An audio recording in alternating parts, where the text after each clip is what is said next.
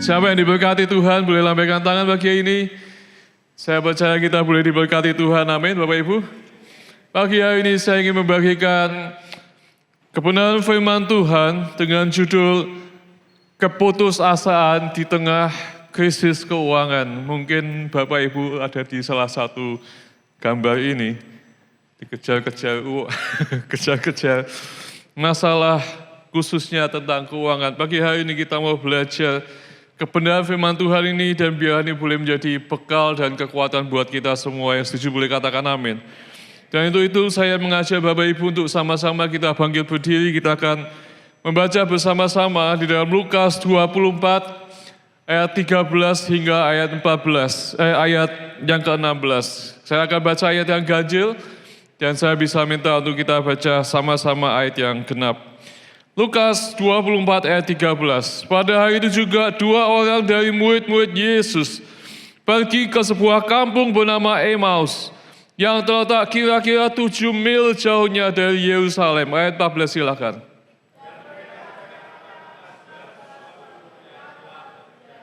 Ketika mereka sedang bercakap-cakap dan bertukar pikiran, datanglah Yesus sendiri mendekati mereka lalu berjalan bersama-sama dengan mereka.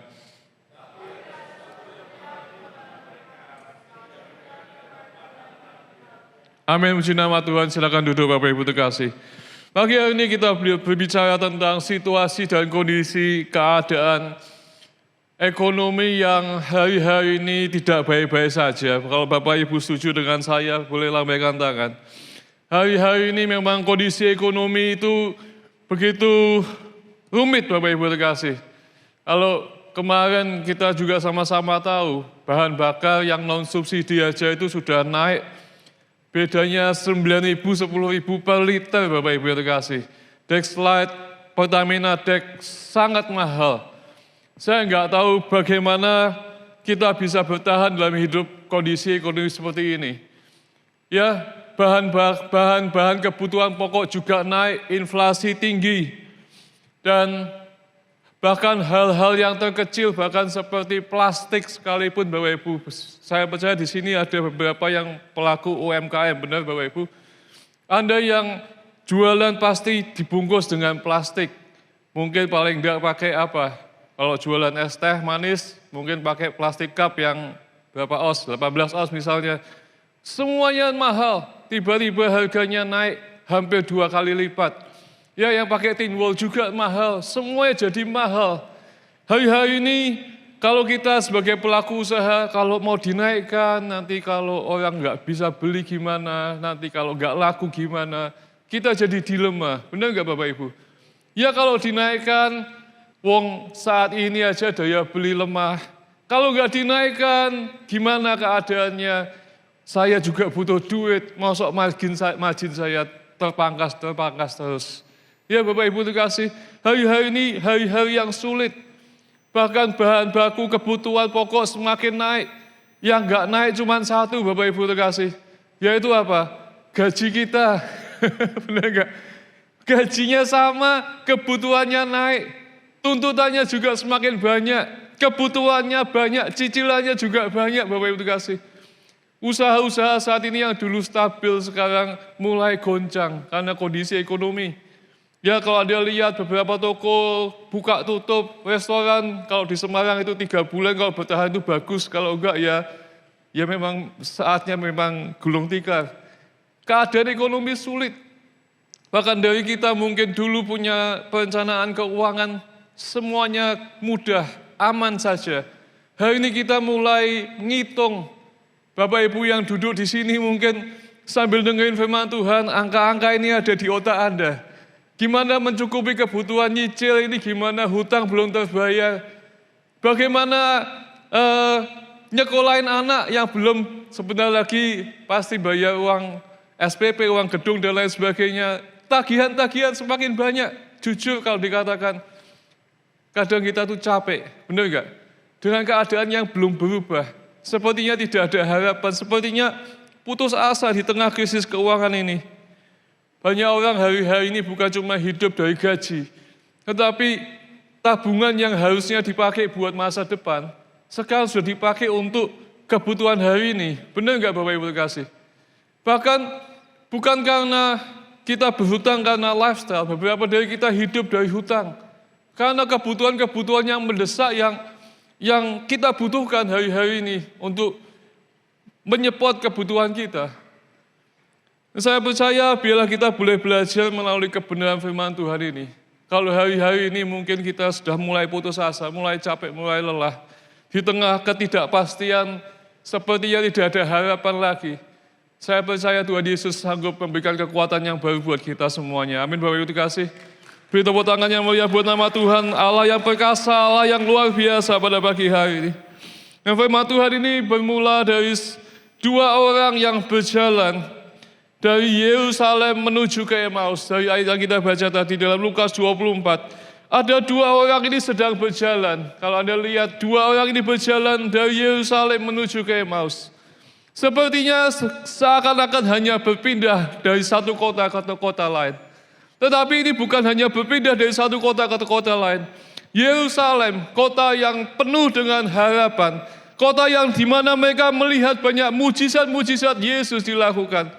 Tetapi karena Yesus itu mereka lihat mati di kayu salib, mereka kehilangan harapan, mereka kehilangan dan putus asa. Mereka lelah, mereka berjalan dengan langkah yang berat menuju ke Emmaus. Emmaus berbicara tentang kota pelarian. Hari-hari ini mungkin di tengah krisis ekonomi, keadaan yang tidak menentu, keadaan yang tidak pasti, kita masih tetap berjalan dalam hidup kita. Kita tetap menjalani hidup kita. Tetapi perjalanan kita mulai langkahnya berat. Seakan-akan kita tidak pergi ke Emmaus. Tetapi kalau bisa kita ingin lari dari kenyataan. Kita ingin pergi ke tempat pelarian. Sudah gak kuat Tuhan. Gak tahu apa yang harus aku perbuat. Gak tahu apa yang harus aku lakukan. Aku sudah berdoa, aku sudah berharap. Tetapi keadaan situasi tidak sesuai dengan aku doakan. Bapak Ibu terkasih, saya ingin membuktikan kebenaran firman Tuhan hari-hari ini. Bahwa meskipun dua orang ini berjalan menuju ke Emmaus, tempat pelarian mereka.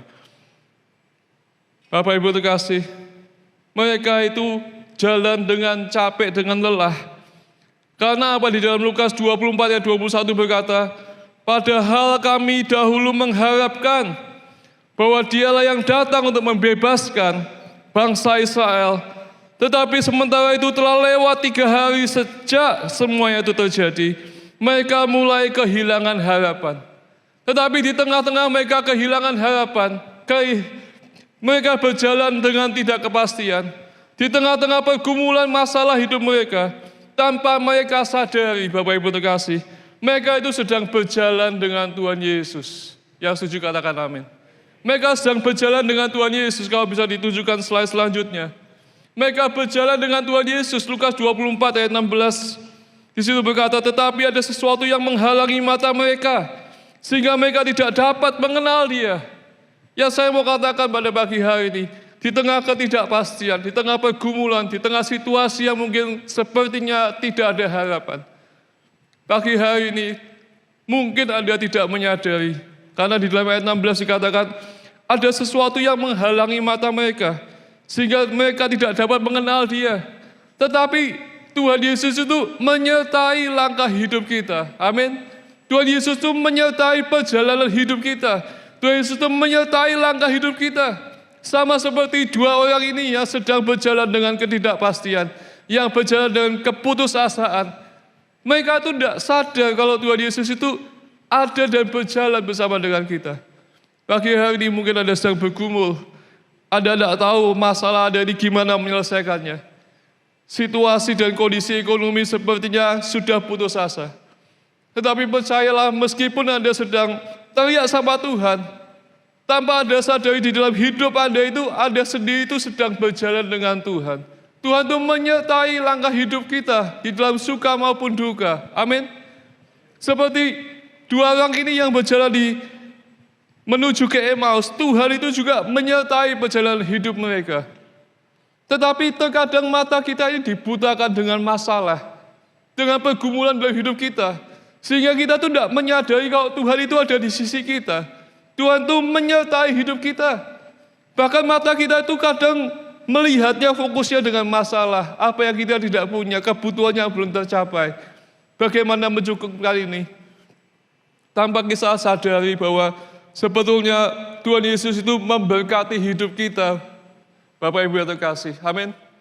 Kalau hari ini kita masih bisa tetap makan, bukankah itu bentuk pemeliharaan Tuhan buat hidup kita?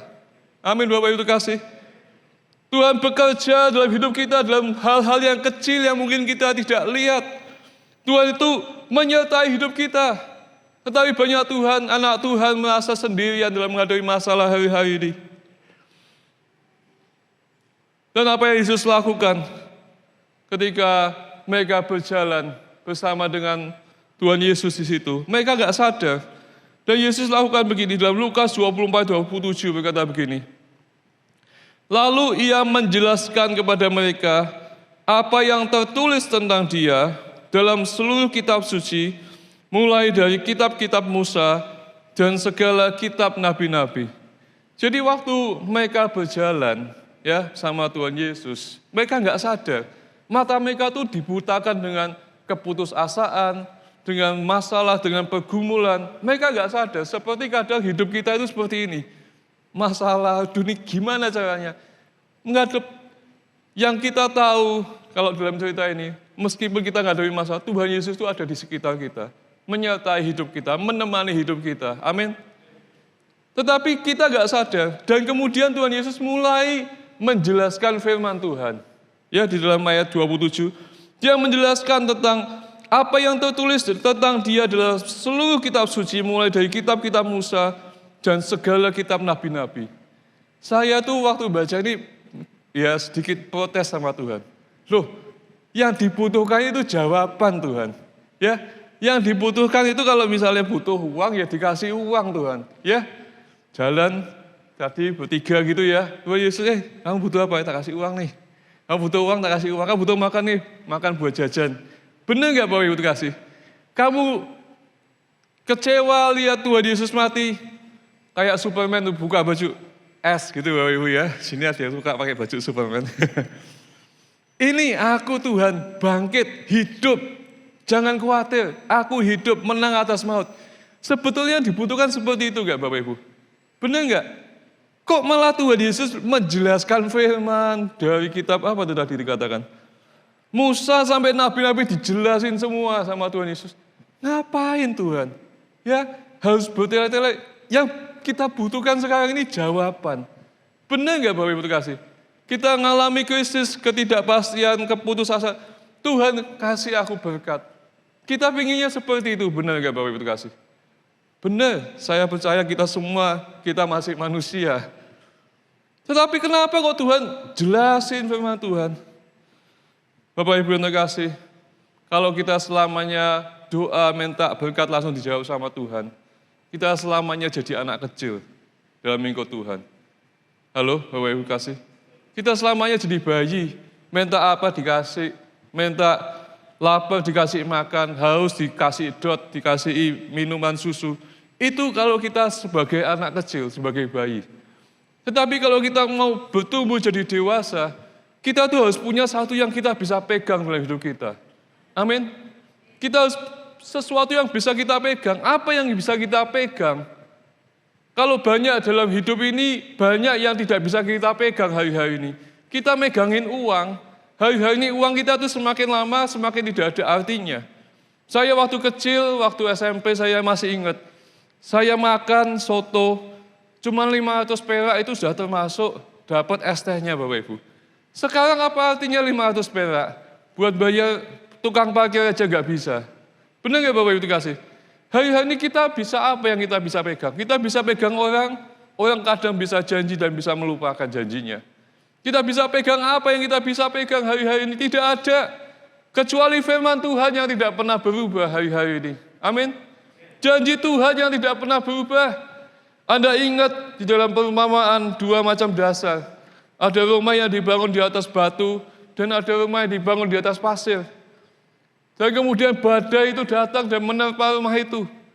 Sama hari-hari ini ada badai keuangan, ekonomi krisis, menerpa hidup-hidup kita pada pagi hari ini.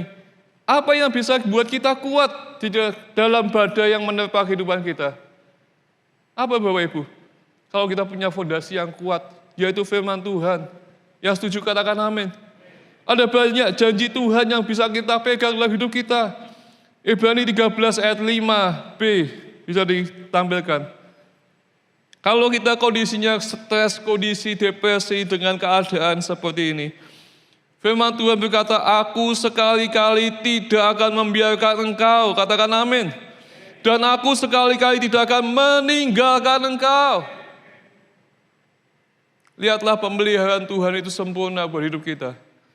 Kadang kita berpikir, Tuhan bagaimana mencukupkan ini. Tuhan aku gak tahu. Tapi janji Tuhan, aku tidak akan membiarkan engkau. Dan sekali-kali tidak akan meninggalkan kita semua. Percayalah janji Tuhan itu ya dan amin. Beri tepuk yang meriah buat nama Tuhan. Harus ada sesuatu yang bisa kita pegang dalam hidup kita. Yaitu firman Tuhan. Sehingga kita tuh bisa tetap tenang di tengah ketidakpastian. Gak mau hidup Bapak Ibu dalam kondisi seperti ini. Pasti kita juga khawatir. Pasti kita juga gelisah hidup kita. Benar? Tetapi kalau ada sesuatu yang kita bisa pegang yaitu firman Tuhan, kita tuh bisa tetap tenang di tengah ketidakpastian. Kita tidak goyah. Kita bisa tetap berjalan dengan iman meskipun kita belum melihat jawaban itu. Meskipun kita belum melihat hasil akhir dari semua ini. Tetapi dengan Tuhan kita tuh bisa tetap tenang Bapak Ibu yang terkasih. Amin Bapak Ibu. Bapak Ibu yang terkasih. Biarlah pagi hari ini, kita mau belajar lebih dekat lagi bersama dengan Tuhan. Kita boleh berjalan bersama dengan Tuhan bagi hari ini sesuai lagu tadi. Berjalan bersamamu, ku takkan goyah. Amin Bapak Ibu. Saya gak janjian sama Bu Utami lagu ini. Tetapi inilah, kadang meskipun langkah kita berat, kita gak tahu bagaimana. Tetapi kalau ada satu yang kita bisa pegang, berjalan bersama Tuhan, kita tidak akan goyah.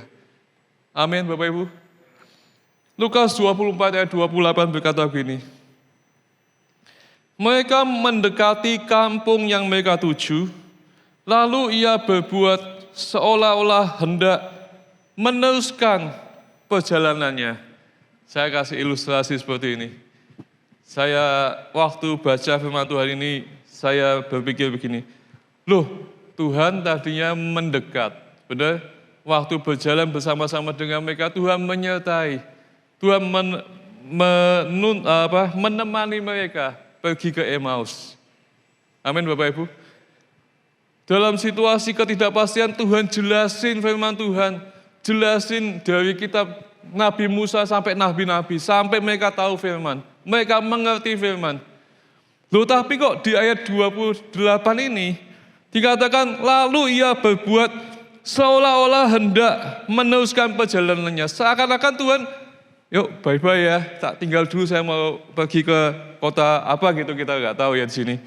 Kok kayaknya Tuhan mau pergi? Kok Tuhan kayaknya mau meninggalkan? Ya kata seolah-olah kok kayak mau pergi. Maksudnya Tuhan itu apa?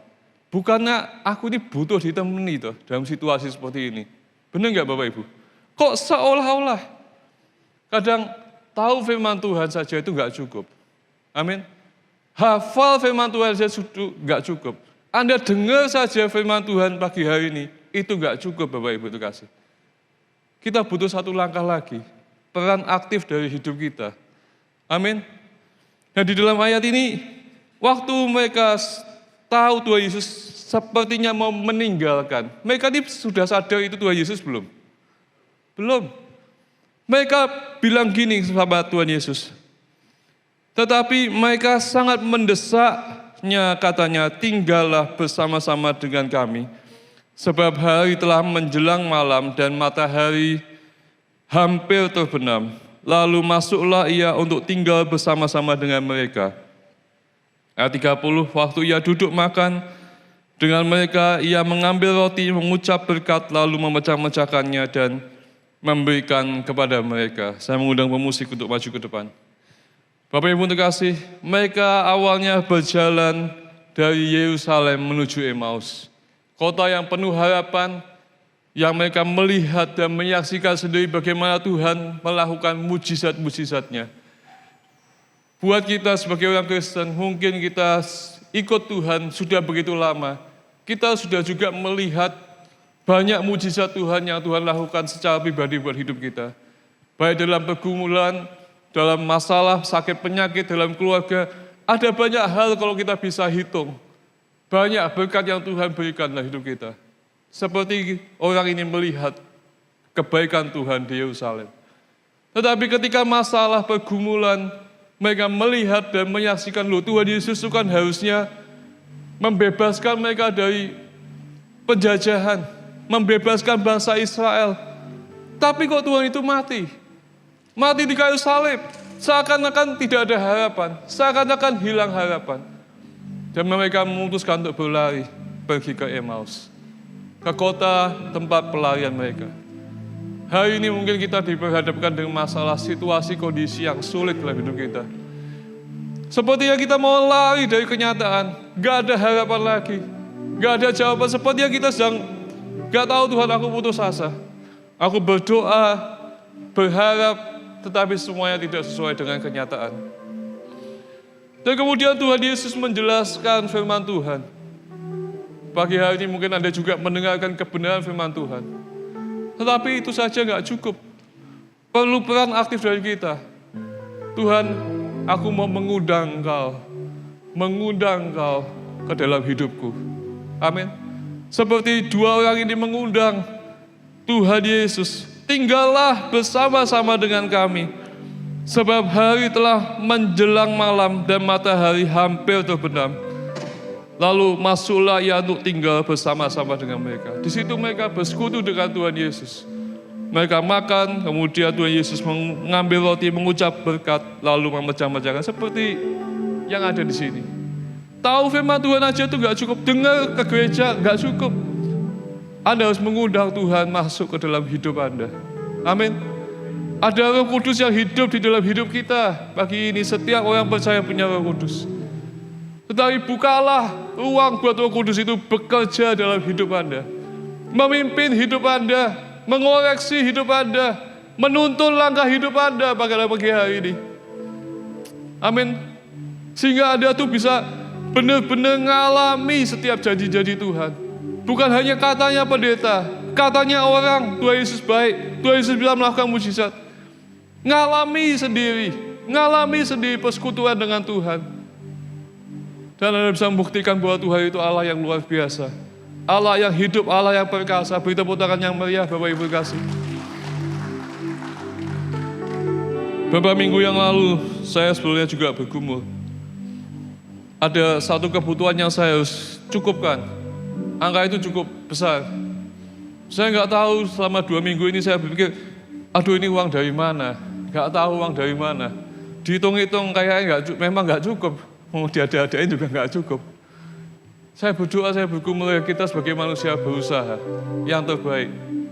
Tapi ini Jumat ini harus dibayarkan. Ini uang dari mana? Angka segini loh. Waktu hari Jumat kita berjuang, bergumul dan lain sebagainya. Tahu enggak Bapak Ibu?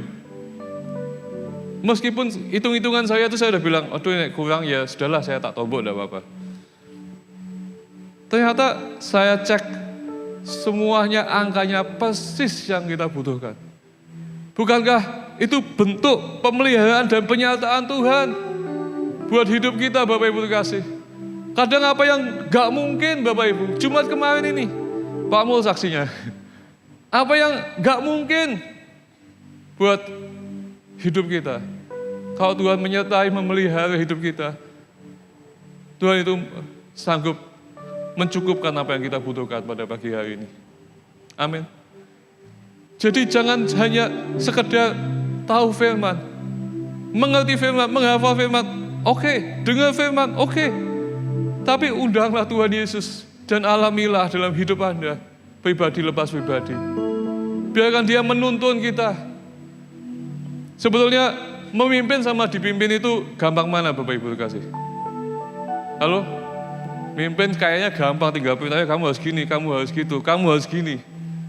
Bener gak? Mimpin tuh oh tinggal perintah-perintah, Mahesa nyanyi sama main, bisa. Tapi kalau yang dipimpin gak mau, bengkele, sambat wae, bener gak Bapak Ibu?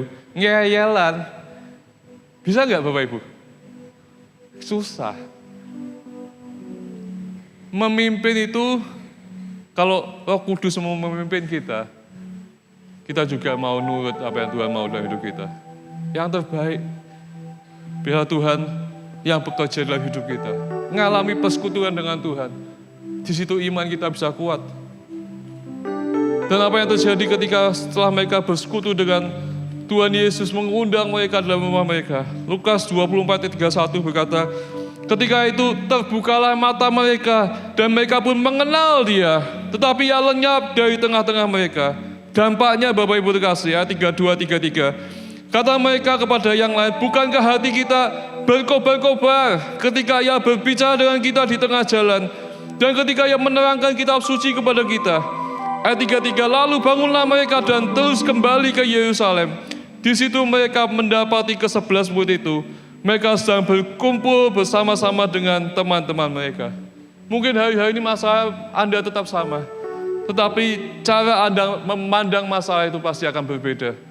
Ketika Anda tahu siapa yang menyertai perjalanan hidup Anda. Siapa yang menuntun dan memberikan jawaban buat hidup Anda. Amin Bapak Ibu kasih.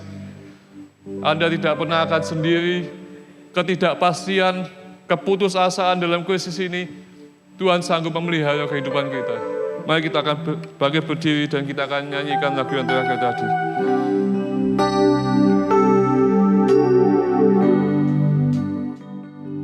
Terima kasih Tuhan Yesus. Kau telah buktikan padaku, Kau membayarku dengan hidupku bersyukur. Yang ada padamu semuanya milikmu.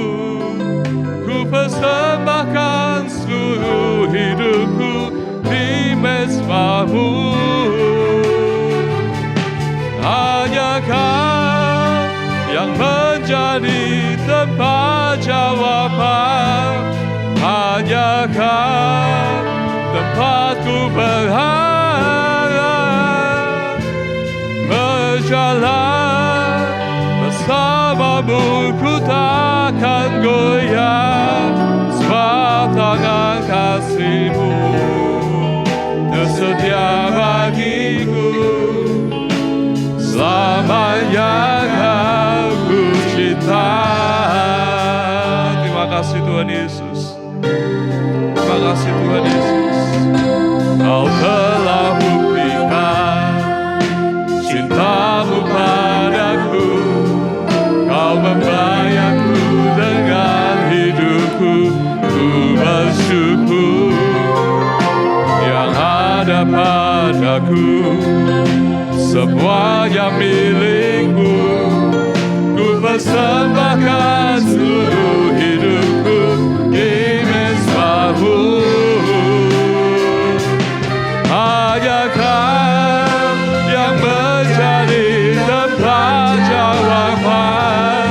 Hanya Kau tempatku berharap. Berjalan bersamamu ku takkan goyah. Sebab tangan kasih-Mu tersedia bagiku. Selamanya Kau ku cinta. Hanya Kau. Terima kasih Tuhan yang menjadi tempat jawaban. Hanya Kau tempatku berharap. Berjalan bersamamu ku takkan goyah. Sebab tangan kasih-Mu tersedia bagiku. Selamanya Kau ku cinta. Sebab tangan kasih-Mu tersedia bagiku. Selamanya Kau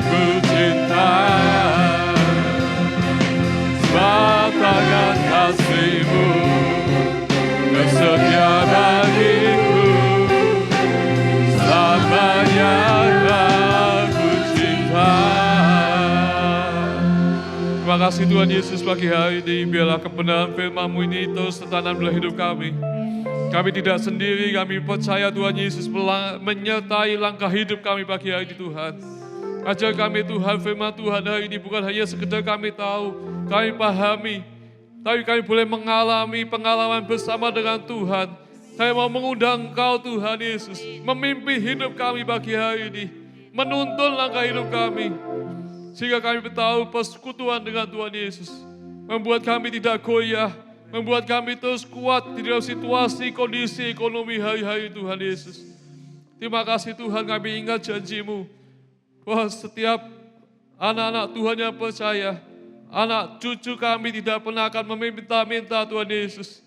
Tuhan Yesus yang menyertai, Tuhan Yesus yang mencukupkan, Tuhan Yesus yang tahu apa yang kami butuhkan hari-hari ini. Terima kasih Tuhan, dalam nama Yesus kami berdoa dan bersyukur. Kita yang percaya sama-sama katakan, amin.